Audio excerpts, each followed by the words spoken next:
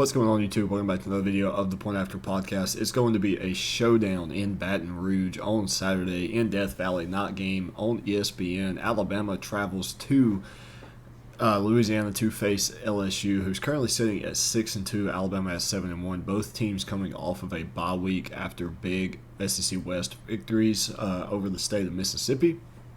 We saw about 3 weeks ago, we saw Alabama lose a game that they were, in my opinion, destined to lose. I just did a Georgia versus Tennessee preview yesterday or earlier today that is kind of I outlined why Alabama was destined to lose that football game. It just wasn't in the cards for Alabama to win that one against Tennessee. LSU suffered a brutal loss to Tennessee, which ultimately turned their season around. They lost 40-13 at home, but the good news is this also came of that loss. Jaden Daniels has played absolutely lights out since that loss to Tennessee. 597 passing yards, 165 rush, 11 touchdowns, and 0 turnovers. I think that could be the key to this game. If you're LSU, you're going to have Jaden Daniels continue playing this caliber of football, which is, in my opinion, the best football he's played of his career.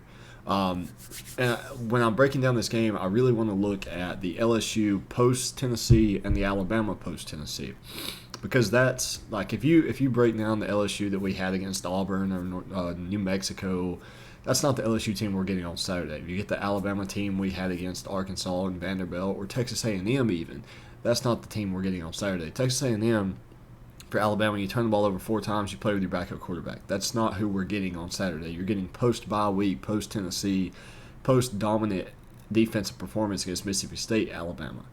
LSU, you're not getting the LSU team that struggled against Auburn and got mollywopped by Tennessee. You're getting LSU who went on the road to beat Florida in the Swamp, and then LSU who won at home against, at the time, the SEC West leader Ole Miss, off a bye week. Those are the two teams we're getting Saturday. We're not getting the 3-0 Alabama and the 2-1 LSU or whatever.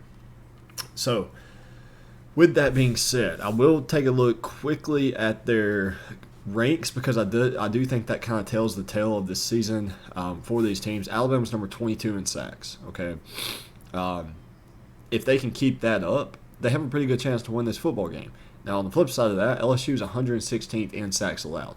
Those kind of stats are stats that you can't fix from week 4 to week 7. Either they're consistent all season or it's not there. And for these teams, it's there. Alabama's still going to be able to get pressure on Jaden Daniels, and LSU's still going to struggle to defend the pass rush. LSU's number 35 in passing yards allowed. Alabama's number 32 in passing yards allowed. Again, it's not the same team in a sense that we're getting on Saturday, but those stats are good stats. You're going to get that type of defense. 29 on third down conversions is what Alabama ranks in the country, and 18th on third down conversions is what LSU ranks in the country. Offenses, efficient offenses. We're going to get that on Saturday. That's not going to be any different. Now, Alabama's 12.5-point favorites in this one. I like LSU to keep this thing close in the first half. I don't know if LSU will cover just because I do think there's a chance that Alabama scores a few late touchdowns, late fourth quarter, to really turn this game into their favor. Kind of back when TJ Yeldon scored on the screen late in the game, that Julio Jones long touchdown down the sideline, like the third quarter. There's been a lot of LSU-Alabama games that go down to the wire. I think this one's another one of those. Both of those teams are going to be fresh. Both teams are playing really efficient offensively. LSU's +3 in the turnover margin. I don't see Alabama turning the ball over a ton. You may force like one turnover. So as long as you don't force any, you're going to be, or as long as you don't turn the ball over any, LSU, you're going to be in the football game. For Alabama to win this football game, you're going to have to be able to control Jaden Daniels. Jaden Daniels is the key to success for LSU. He's their leading rusher. He's obviously their leading passer. You have Neighbors for LSU, who's got 36 receptions, 455 yards, and a touchdown. You have to control the LSU offense. And if you're LSU, you're going to have to keep Alabama off the field. This Alabama offense is putting up 43 points per game. They have not struggled. The Mississippi State game was kind of weird and ugly. It's like really no one wanted to be there, but that game had to be played kind of deal. They just wanted to make it to the bye week. That's this kind of sense I got out of Alabama in that one. You're getting a rested, fresh Bryce Young, Jahmyr Gibbs, Alabama's offensive line. they're going to put up points on you. They can.